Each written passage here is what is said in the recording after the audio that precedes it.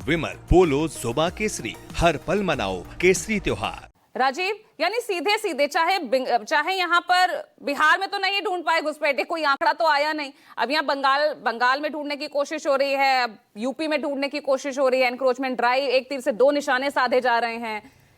सीधे सीधे 27 का ही तो माहौल तैयार करने की कोशिश की जा रही है ना। और बंगाल भी अगर इस घुसपैठिए के बहाने से जीता जाए तो इतना आसान दिख रही है कि वो रहा भी।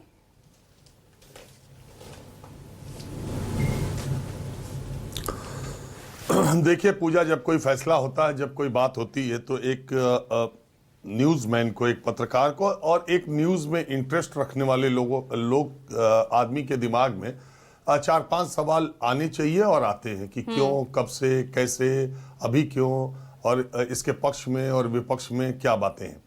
अब आप बताइए, 9 साल से योगी आदित्यनाथ की सरकार है और सबसे बड़ी बात क्या है कि 9 साल के बाद अब डिटेंशन सेंटर, या अब पता चला सरकार को कि प्रदेश में अवैध घुसपैठी या रोहिंग्या कोई भी आ गए।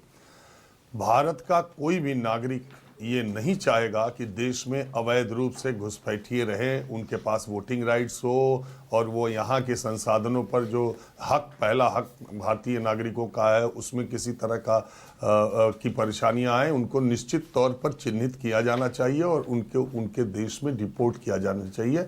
दुनिया का कोई भी मुल्क अवैध घुसपैठियों को बर्दाश्त नहीं कर सकता है। हिंदुस्तान में भी ऐसी कार्रवाई होनी चाहिए और होते रहनी चाहिए।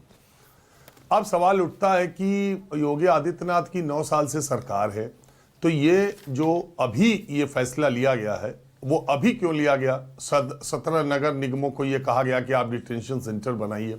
क्या इतनी बड़ी संख्या में उत्तर प्रदेश में बांग्लादेशी घुसपैठिए रोहिंग्या आ गए और सरकार डबल इंजन की सरकार को पता नहीं चला, या अब पता चला है तो तुरंत से कार्रवाई की जा रही है? अगर पहले ही दिमाग, मतलब एकाएक आपके दिमाग में बात आता है कि अभी क्यों, तो अभी इसलिए कि पश्चिम बंगाल के चुनाव बिल्कुल सर पर हैं, 100 दिन के भीतर, 100-150 दिन के भीतर में हो जाएंगे और पश्चिम बंगाल में भारतीय जनता पार्टी का एक और अकेला मुद्दा अवैध घुसपैठिया, हिंदू मुस्लिम या जो भी आप उसको नाम दे दें, इसी मुद्दे पर भारतीय जनता पार्टी, तो उसका देश के अलग अलग हिस्सों में माहौल बनाने का काम किया जा रहा है और उससे जरिए एक हिंदू मुस्लिम सेंटिमेंट्स की बात आएगी। अब देखिए आश्चर्यजनक बात, और कई बार हंसी भी आती है इस बात को सुन के और पढ़ के और देख कर पूजा, कि यूपी में जैसे कल ये यूपी पुलिस ने ड्राइव शुरू किया, जो दर्शक देख रहे हैं उनको भी ये सोच के बड़ा अजीबोगरीब लगेगा कि जो ये स्पेशल ड्राइव शुरू की गई वो एक मंत्रियों के आवास और पुलिस चौकी के जस्ट बगल का प्लॉट था, जहां पर चेकिंग की गई अवैध घुसपैठियों की। पुलिस चौकी के बगल का प्लॉट है और मंत्रियों के आवास के सामने ही, वहीं पास में। दूसरी जो इंपॉर्टेंट जगह है वो डीजीपी का आवास है।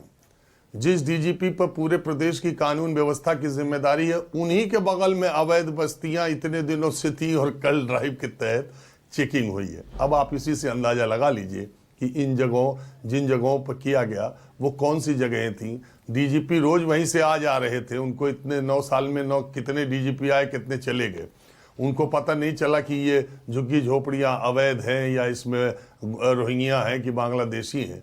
वो पुलिस चौकी जिसके ऊपर उस इलाके की पूरी कानून व्यवस्था और गैर कानूनी लोगों पर निगाह रखने की जिम्मेदारी है, वहाँ के लोगों को पता ही नहीं चला कि वहाँ इतने 122 आसाम के आए, कहाँ के आए, उनका कभी नहीं चेक हुआ, अब चेक हुआ। अब सवाल यह है कि वो एलडीए की जमीन थी, उसको खाली कराने के लिए 3 महीना पहले नोटिस दे दिया गया था। असल में वो कहा जाता है ना, गरीबे शहर जरा थम के चल, अमीरे शहर के घरों में धूल आती है। तो जब इस तरह की कार्रवाई होती है तो झुग्गी झोपड़ियों में रहने वालों का आशियाना उजड़ता है, सरकारी जमीन खाली कराई जाती है। मुझे लगता है अभी आज कुछ कहना ठीक नहीं है। ये ड्राइव बिल्कुल होनी चाहिए, घुसपैठियों की पहचान होनी चाहिए, उनको डिटेंशन सेंटर जो भी हो, जैसे भी हो, उनको अपने देश वापस भेजना चाहिए या नहीं होना चाहिए। लेकिन आप देखिएगा, मैं अभी बता दे रहा हूं कि 17 नगर निगमों में कितने डिटेंशन सेंटर बनते हैं और कितने लोग पकड़े जाते हैं और कितने लोग डिपोर्ट होते हैं। आप देखिएगा वो संख्या कितनी होती है, क्योंकि ये बहुत इंपॉर्टेंट बात है कि वो कितने होते हैं। लेकिन इसका शोर, रोज इसकी बातें, और पहली बात तो ये कल ही शुरू हुआ, आज हम लोग डिबेट कर रहे हैं, तो वो जिस लिए शुरू हुआ है अपने मकसद में अभी तो फिलहाल कामयाब होते दिख रहा है। बाकी डिटेंशन सेंटर में कितने लोग आएंगे, डिपोर्ट कितने होंगे, तो उसका पता तब चलेगा। भाई ये तो जो है हिसाब लगातार विपक्ष मांग ही रहा है, वो तो लगातार आंकड़े भी दिखा रहा है कि भाई यूपीए सरकार में कितने डिपोर्ट किए गए और यहाँ एनडीए सरकार में कितने डिपोर्ट किए गए। तो उन आंकड़ों को लेकर तो पहले ये सवाल है, अब यूपी में आगे इस सवाल का जवाब मिलेगा या नहीं मिलेगा ये देखना होगा। लेकिन उससे पहले तो डिटेंशन सेंटर कितने मिलते हैं, जैसे कि आप सवाल खड़ा कर रहे हैं, क्योंकि आप जब सवाल खड़ा करते हैं वो बड़ा वैलिड करते हैं। एसआईआर को लेकर आपने कहा था कितना बवाल होगा, और वाकई में वो ऐसा बवाल हुआ कि वो खत्म होने का नाम नहीं ले रहा, इतना घमासान उस पर हो रहा है। अब ये मामला कहां तक आगे बढ़ेगा ये देखना होगा।